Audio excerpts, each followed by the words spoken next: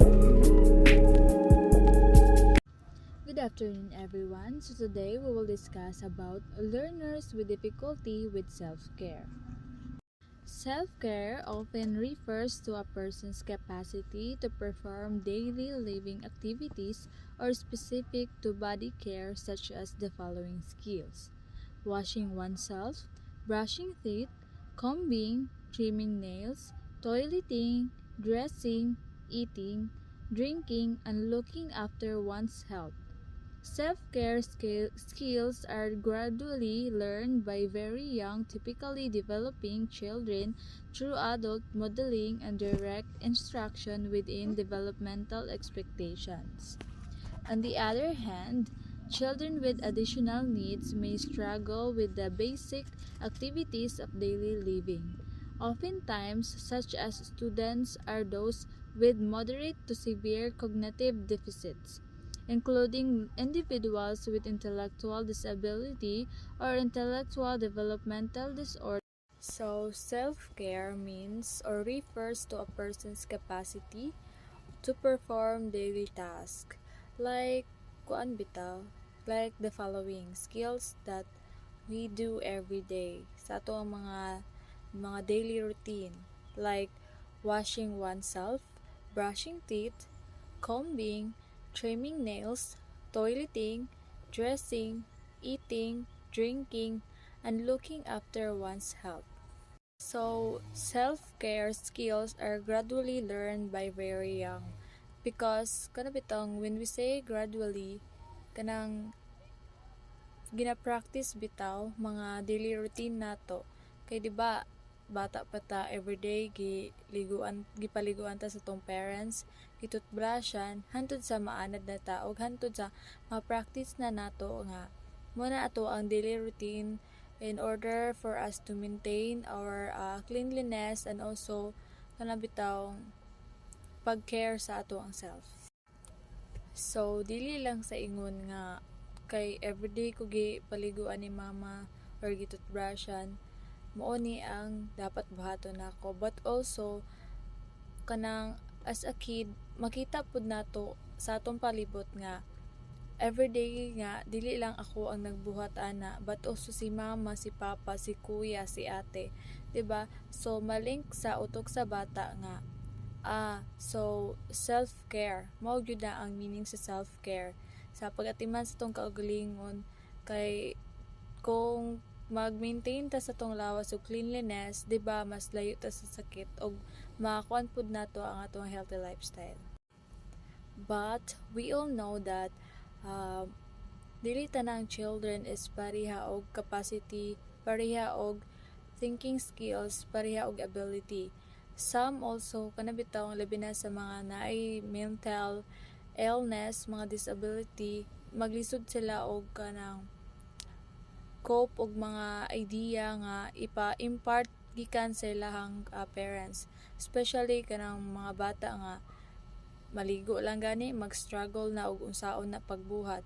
So as a future educator kanang kailangan kanang mas pataas pa nato tong patience para itudlo sa ilaha process by process or step by step para jud ilang mahinay-hinay og observe ang idea, ang mga steps nga dapat buhaton. Intellectual disability is a developmental disorder that includes deficits in intellectual and adaptive functioning across domains of conceptual, social, and practical that occur during the developmental period. To be diagnosed with ID or IDD, a student must have deficits in both the cognitive and adaptive domains, according to Kirk 2015. Children with Down syndromes with moderate to severe disability may also have problems with self-care. So, when we say intellectual disability is something na siya mental illness. So, with that, sa bata pa, mailhan na dyan nato. Kay maglisod siya o kanang understand sa mga basic instructions or mga simple instructions and also sa mga basic activities. Labi na pod mailansab nato nga labi na sa isa ka bata nga nganong dugay kay siya maka-istorya maskin simple lang nga mga words. Tapos dili pod siya makig-socialize. So with that, mailan na jud nato ang bata kung na siya intellectual disability or ID. So, as a future educator, kung maka-encounter galit ta pohon og student nga naay mental disability or ID, na may makatabang sa ato, pwede siya ma-diagnose. But, according ni Kirk 2015, a student must have deficits in both the cognitive and adaptive domains. So, children with Down syndromes with moderate to severe disability may also have problems with self-care. So, as I have said earlier, kani ang mga bata nga dugay kayo maka-cope up sa mga basic skills, basic activities o mga simple instructions. Young children suspected to have cognitive deficits which manifest as difficulties with self-care can be identified at a very young age. The traditional approach to measuring levels of severity of ID was determined through the use of the intellectual test. So, as I have said earlier, childrens are kamitong dali ra bitaw jud siya mailhan kung naabay problema aning bataa kay dali ra nato sila ma-identify if labi na kung dugay sila maka-cope up og mga ideas and also mga basic instructions or mga basic activities. So in traditional approach, diri po na to ma-measure ang ilahang levels of severity kung na sila'y ID. So diri na to ma-determine or ma-confirm kung ang bata is najoy intellectual disability by using this test. So as you can see, nadiri makita ang mga level nila. So nadiri ang mild level IQ 50 to 70, moderate IQ which is 35 to 50, severe IQ which is 20 to 35, and profound IQ or below 20. So diri ma-test ang mga IQ levels sa mga bata kung naba sila'y ID or wala. So to calculate the IQ of the child, let's take a person's mental age, divide it by chronological age, and then multiplied by that number by 100. So for example, ang mental age sa bata is 12, and then ang iyang edad is 10. So, 12 divided by 10, and then multiplied by 100. Mo na ang result dayon sa IQ sa bata.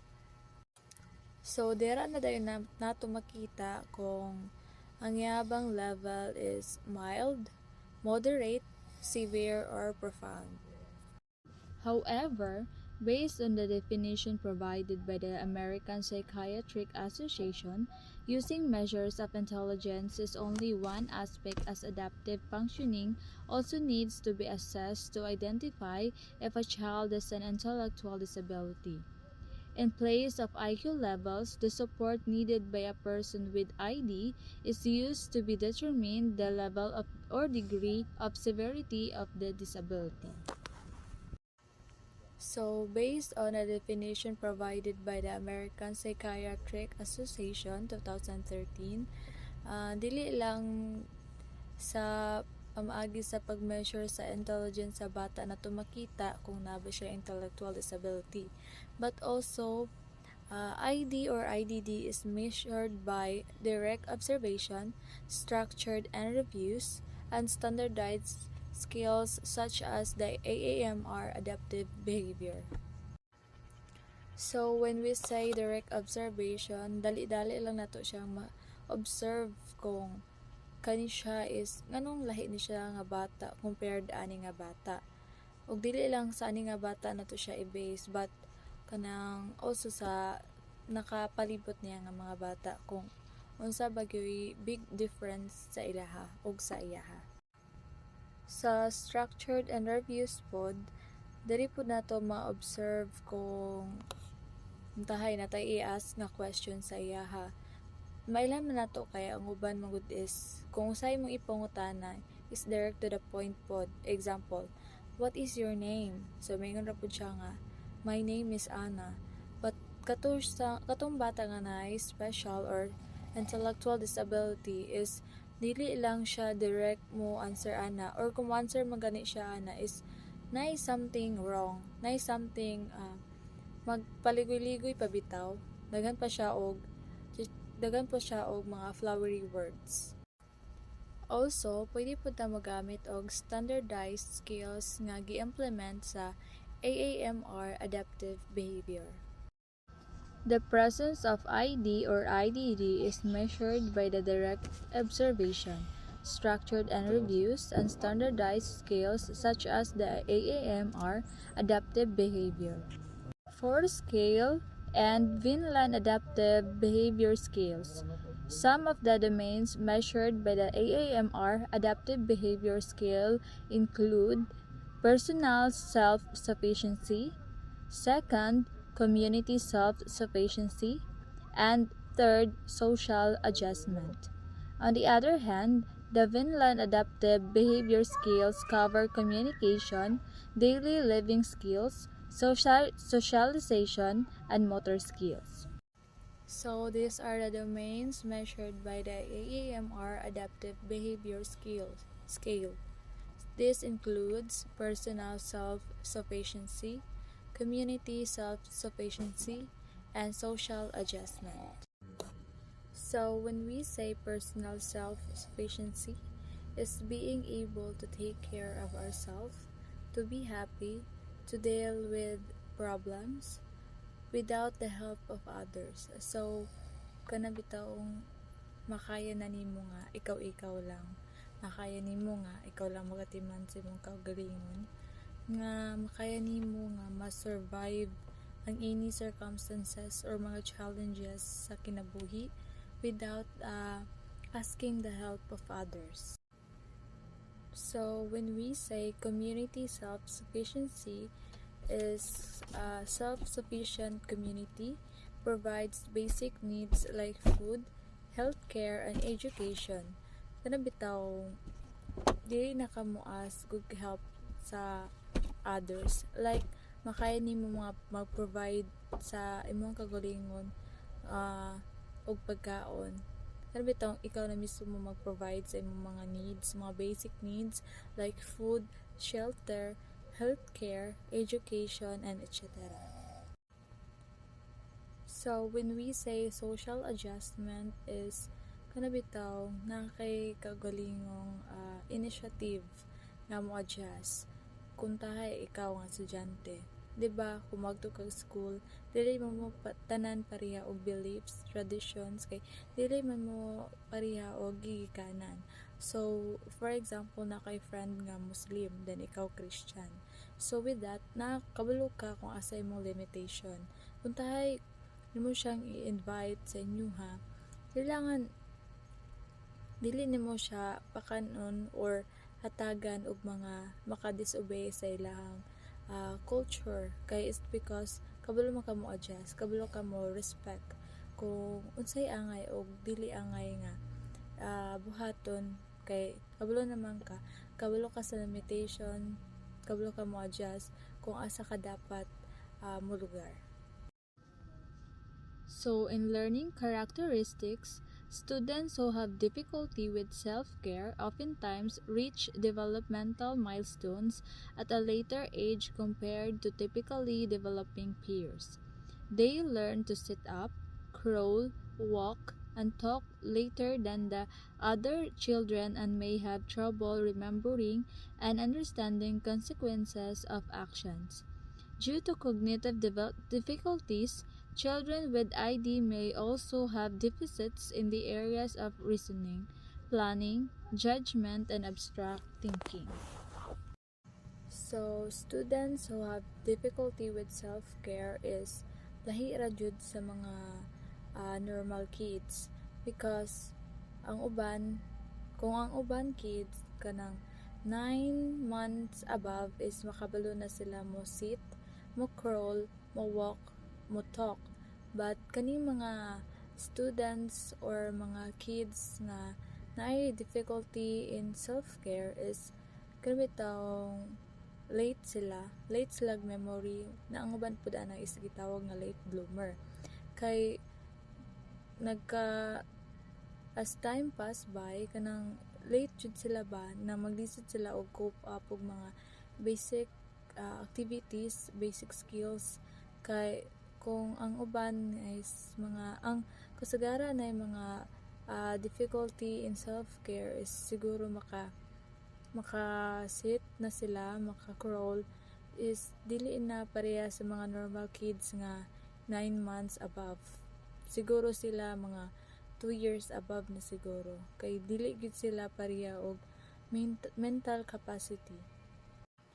Maunang kung ang uban man gani makabuhat ana at the exact kanang bitang gi-expect nato nga age nila nga mabuhat ni nila nga mga activities is dili pud sila maka-remember kung unsa ang mga consequences nga ilang gipangbuhat.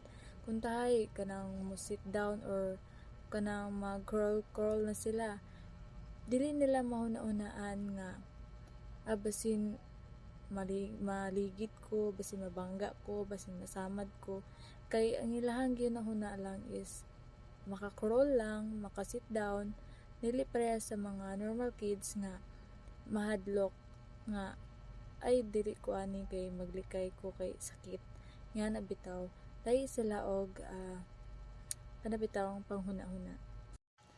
On the other hand, depending on the level of support needed, a student with ID learns adaptive skills at a slower pace, resulting in delay compared to the same age, typically developing students. They benefit from modeling and can imitate well.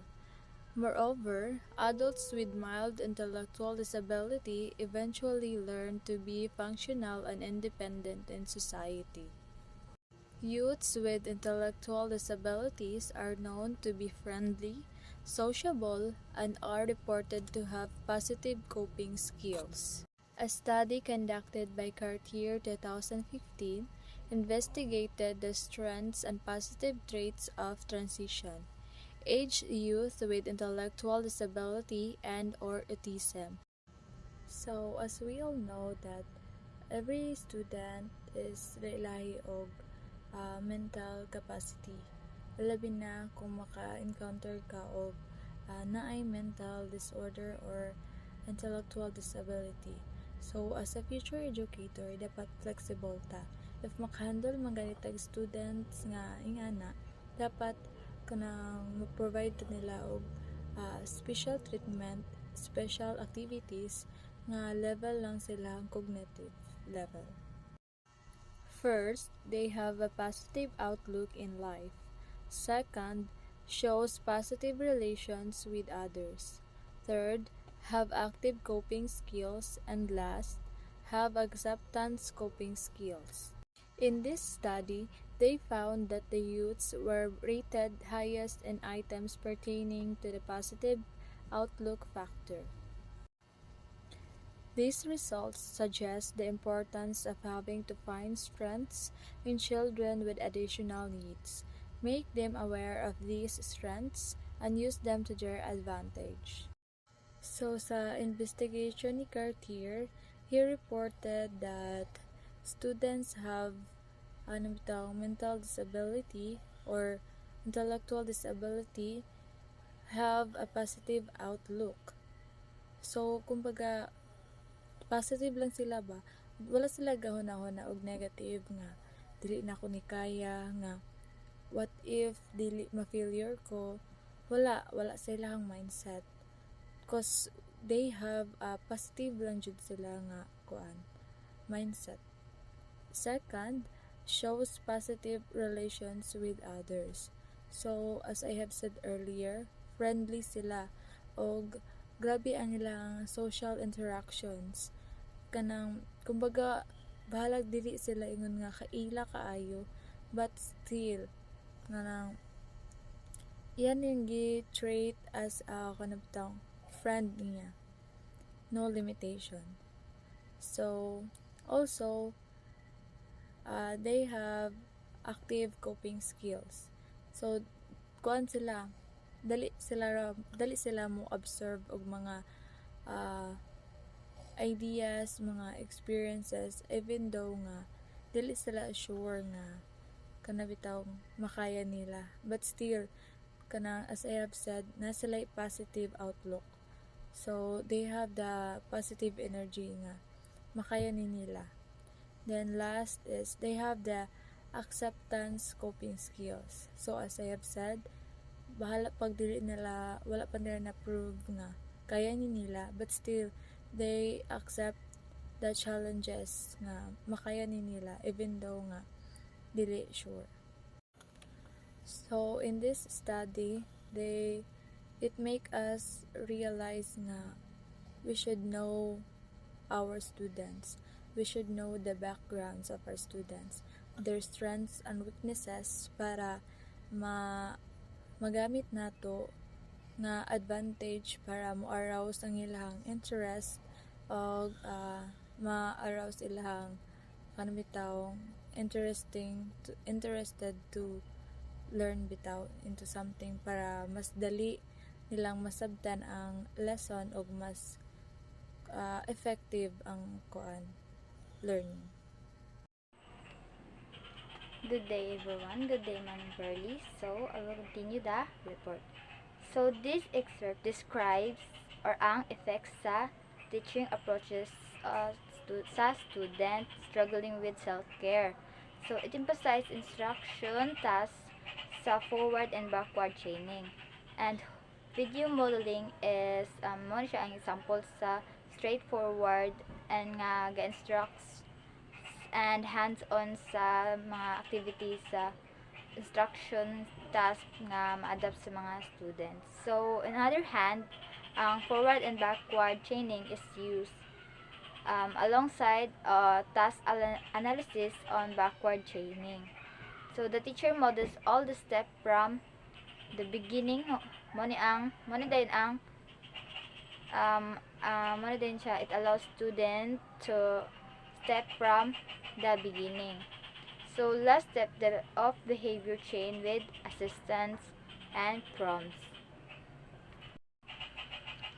Teaching method for student with additional needs. So, focus sa forward and backward chaining. So, it's a video-based intervention. Forward chaining starts with first step of a task and gradually add step as the student master each one.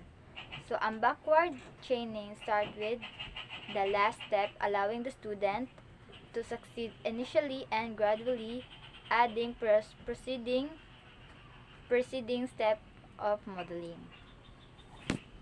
And the video-based intervention.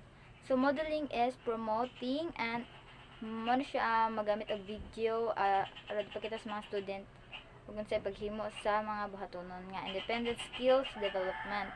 So it is important because mo siya understanding student strength and needs to foster success and inclusive education. That's all. Thank you. Thank you for this day. I live in constant